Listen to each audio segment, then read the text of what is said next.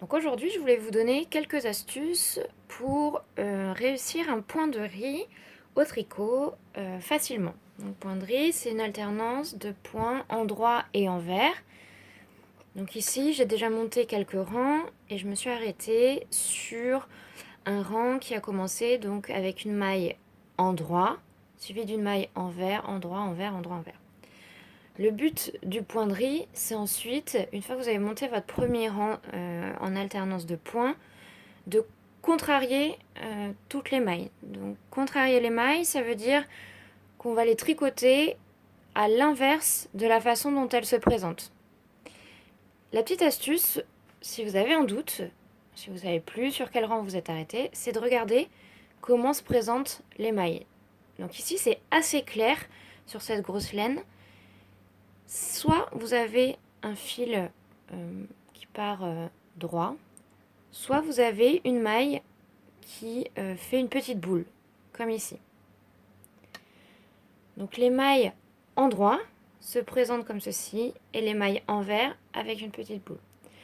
Comme le principe est de contrarier les mailles tous les rangs, ici typiquement, je vois que j'ai une maille en droit pour commencer, je vais donc la tricoter à l'envers.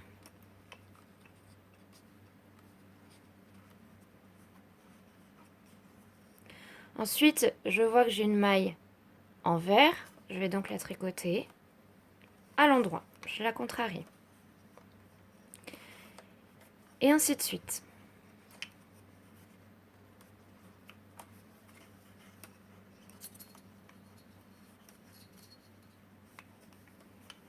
Hop. Maille endroit, je la tricote à l'envers. Maille envers, je tricote à l'endroit. Une fois que vous avez obtenu ce motif, vous retournez votre ouvrage. Hop. Et vous allez recommencer exactement la même chose. Donc vous voyez, vous avez là une maille envers, une maille endroit, une maille envers, une maille endroit. Comme vous commencez par une maille envers, vous allez donc tricoter ce premier point à l'endroit, puis à l'envers, endroit, envers, endroit, envers. Et c'est comme ça que vous arriverez à former un point de riz, comme sur cet échantillon.